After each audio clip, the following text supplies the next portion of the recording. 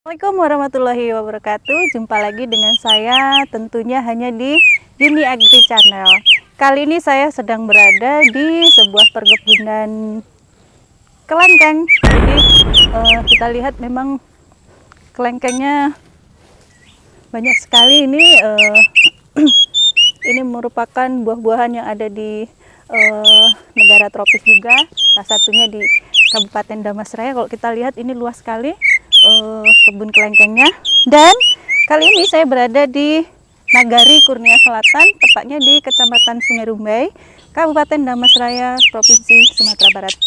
Oke, mungkin langsung saja kita ngobrol santai dengan pemilik kebun yang luas ini, yakninya Bapak PHU.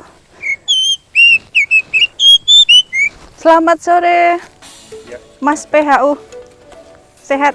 Alhamdulillah. Wah, kalau kita lihat di ini salah satu batang yang berbuah. Memang kalau kita lihat memang ini sengaja nggak dibuahkan semuanya ya Mas ya ini ya. Ini kayaknya Mas. Nah, kalau kita lihat, wow luar biasa ini. Ini satu, luar biasa ini. Nah, ini satu dompol gitu kita bilang ya Mas. Satu dompol ini mungkin kalau 1 kilo lebih. Boleh kita ngobrol dulu ya Mas ya. Kalau boleh tahu ini umurnya berapa nih Mas kelengkengnya? Ini kayaknya sekitar 5 tahunan. 5 tahun. Mulai berbuah? Mulai berbuah umur 2,5 tahun. 2 tahun setengah. Ini jenis kelengkeng apa ini Mas?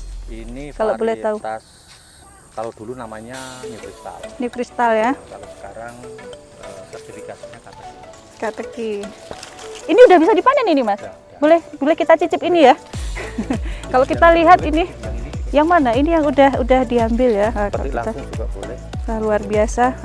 Kalau kita lihat ini sudah siap dipanen. Kebetulan sudah di ini ya. Sudah di share gitu. Nah, kalau kita lihat seperti ini Mas. Nah, ini wah, kecil sekali bijinya ya Mas ya. Kecil sekali nih. Kalau kita lihat dari Kateki kecil, jadi tebal dan kering. Kering ya ini. Ini boleh saya icip ya. Nggak terlalu berair ya. Manisnya kalau saya pas ini Mas, nggak terlalu manis betul ya.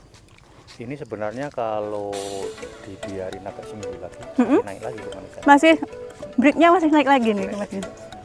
Apalagi kalau seperti hari ini dikonsumsinya 24 jam kemudian. Oh, nggak langsung dimakan ya. Ya. Ini kalau boleh tahu nih Mas, kalau saya nih baru kali ini di wilayah kita nih kelengkeng seluas ini, kalau boleh tahu luasnya berapa Mas?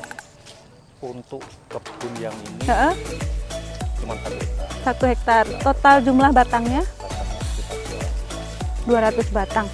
Jadi dalam satu batang nih sekali panen kira-kira berapa kilo nih Mas? Kalau untuk yang pohon ini sekitar 40 sampai 50. Kali panen ya? Kalikan aja 200 kali 40. Ya. Luar biasa. Kali harga pasaran sekarang 40.000.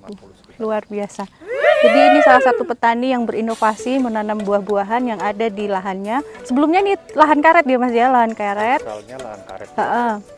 Lahan karet akhirnya ditumbang, tidak produktif, ganti dengan perkebunan kelengkeng. Kalau boleh tahu motivasinya nanam kelengkeng apa ini Mas? Kan kalau kita lihat nih kadang petani kan nanam sesuatu dilihat dari pasar ya. Kalau kita lihat sebelumnya memang belum ada gitu kan. Jadi belajarnya otodidak ya Mas ya. Belajar sendiri gitu kan. Tahu-tahu alhamdulillah berhasil. Ini udah panen yang kesekian kali. Gimana ceritanya Mas? Jadi kalau masalah motivasi sebenarnya kan berawal dari turunnya harga sawit sawit. Harga perkebunan. Sempat turun sampai harga yang begitu drop, mengakibatkan petani karet dan sawit itu menginvestasi. Nah kebetulan saya ada lahan yang dekat dengan pemukiman, jadi secara perawatan lebih gampang. Berangkat dari situ saya berpikir mencoba mencari tanaman lain alternatif selain karet dan sawit. Waktu itu kita coba macam-macam sih. lengkeng ini termasuk salah satunya. Jadi bukan kita langsung lengkeng, enggak. Oh gitu. Jadi kita coba ada durian, ada mangga, ada tin, ada anggur. Dalam waktu semenjak 2015 itu mulai lengkeng. Oke. Kenapa kita pilih lengkeng? Yang pertama dia adaptif, perawatannya relatif gampang. Kemudian pembuahannya juga ada keunggulan karena bisa dijadwalkan. Kemudian pangsa pasarnya yang dari buah ini nampaknya memang sangat terbuka lebar. Saya penasaran Mas, maksudnya pembuahannya bisa dijadwalkan itu gimana itu maksudnya? Jadi dia ya. nggak buah dengan sendirinya gitu ya. Jadi bisa dijadwalkan, makanya kalau kita lihat ada yang berbuah, ada yang masih sedang berbunga, ada yang lagi ini ya, lagi bersemi, itu berarti memang sengaja dibikin seperti itu ya Mas ya? Itu gimana itu? Jadi perlu diketahui kelengkeng ini kan ada dua jenis ya, dua kelompok. Jelas suaranya ini. Endemik dataran tinggi dan Ya. dataran rendah. Sementara ini yang sudah berkembang banyak di Indonesia ini kan yang dataran rendah. Jadi ciri khasnya kalau dataran rendah itu memang bisa berbuah secara alami kalau ditanam di Indonesia. Iya. Nah, tapi kelemahannya untuk dataran rendah ini kan kalau buahnya bagus, tebal, itu produktivitasnya rendah.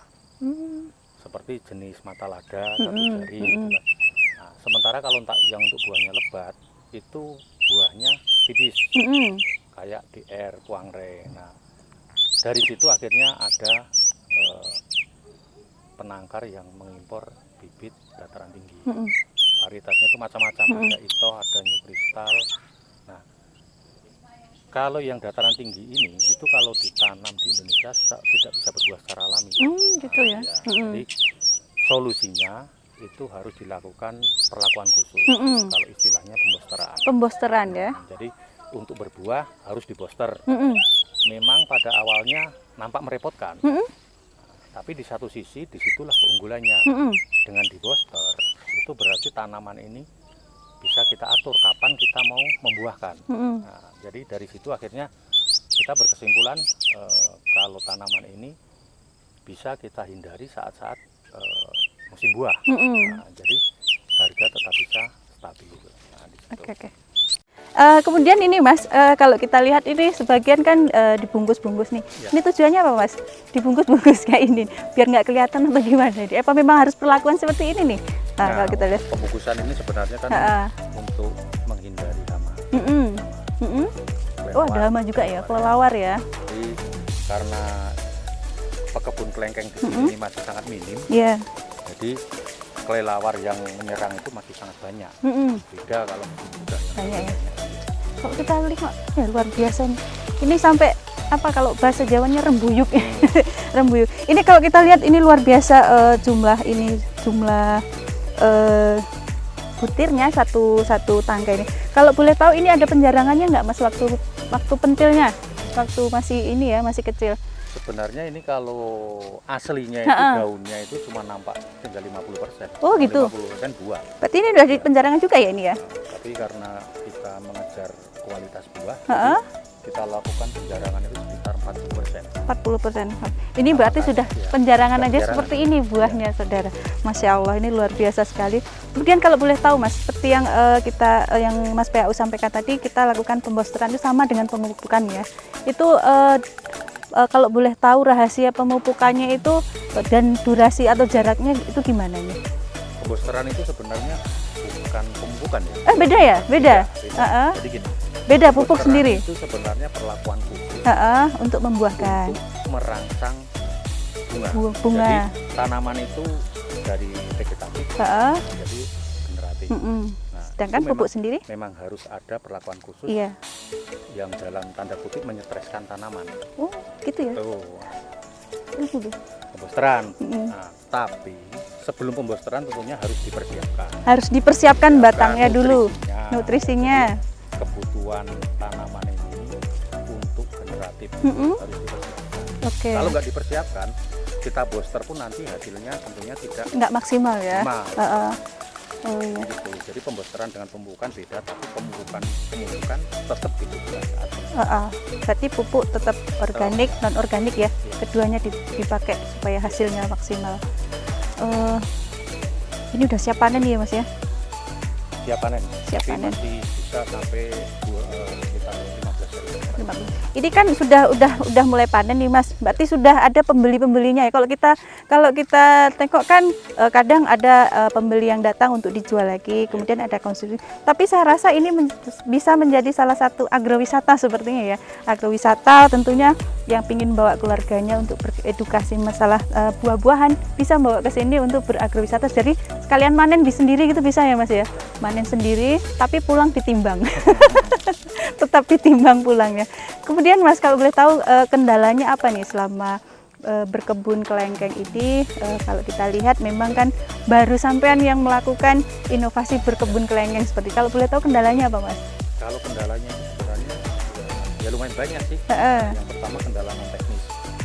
Yang namanya kita nanam sesuatu yang baru itu pasti banyak tantangan. Bukan dari masyarakat umum, dari keluarga sendiri juga menentang kan gitu. Tanaman kayak gini kok ditanam. Iya. Awal-awalnya ya berarti itu, awal mulanya dulu. Jadi kalau kita memang nggak nekat ya nggak bisa kan. Gitu. Yang pertama. Kemudian yang kedua, secara teknis kan ini baru. Sementara kita juga belajar itu otodidak. Jadi untuk mengetahui varietas ini aja dulu saya membutuhkan waktu hampir 1 tahun. Masya Allah. Jadi kita beli ke beberapa seller bibit, baru kita cocokkan mana yang betul-betul Bisa di sini ya. kembangkan di sini ya. Pada waktu itu kan 2015 itu masih baru. Varietas baru itu berarti kan yang mengetahui ciri-cirinya itu masih jarang. Berarti tidak semua varietas bisa ditanam di kondisi lingkungan kita seperti sekarang ini ya, maksudnya di kabupaten kita Damasraya ini dengan kondisi tanah yang PMK Pop Solid Merah Kuning itu berarti memang butuh jenis atau varietas tertentu yang bisa dikembangkan di sini tentunya ya. Kalau untuk kelengkeng hampir semuanya bisa. Semuanya bisa. Cuman kan kita melihat keunggulannya, keunggulan, kemudian yang kedua produktivitasnya. Kalau unggul tapi tidak produktivitasnya rendah kan juga percuma. Benar sekali. Jadi kita pilih yang itu. Kemudian dari sisi perawatan pun ada jenis yang memang sangat responsif dengan pupuk, tapi ada juga yang istilahnya agak cuek dengan pupuk. Itu harus kita hindari juga kan. Jadi kalau untuk kristal ini menurut saya memang sangat cocok untuk kita di sini. Dalam artian apa? Karena rata-rata petani di sini kan tidak punya skill yang bagus. Seperti saya apa adanya kan gitu. Merendah sampai ya Mas. Dengan cara yang apa adanya ternyata dia pun masih bisa subur dan masih bisa produktif. Masih bisa berbuah seperti ini, luar biasa loh ini. Masih umurnya masih terbilang muda ya, 5 tahun, belum terlalu tinggi, tapi produksinya luar biasa. Kalau kita lihat ini hasilnya sampai 40 kilo per batang, itu bagi saya itu udah luar biasa. Demikian tadi ngobrol santai kita tentunya dengan Bapak PHU selaku petani buah kelengkeng. Jadi kalau boleh tahu kita lokasinya di mana ya Mas? Di Nagari Kurnia Selatan, Kecamatan Sungai Rombe, Kabupaten Damasraya. Kabupaten Damasraya, Provinsi Sumatera Barat. Siapa tahu kita para petani yang ingin belajar atau ingin merasakan kelengkengnya, dipersilahkan datang ke Nagari Kurnia Selatan, Kecamatan Sungai Rombe, tepatnya di Kabupaten Damasraya, Sumatera Barat. Oke Mas PHU, demikian tadi ngobrol santai kita. Terima kasih ilmu yang diberikan. Semoga kelengkengnya terus berbuah ya, semakin dikenal tentunya, dan jangan lupa ilmunya dibagi nih pada petani-petani yang lain yang tentunya ingin membudidayakan kelengkeng. Oke, demikian tadi ngobrol kita. Tentunya jangan lupa like dan subscribe di Uni Agri Channel. Assalamualaikum warahmatullahi wabarakatuh.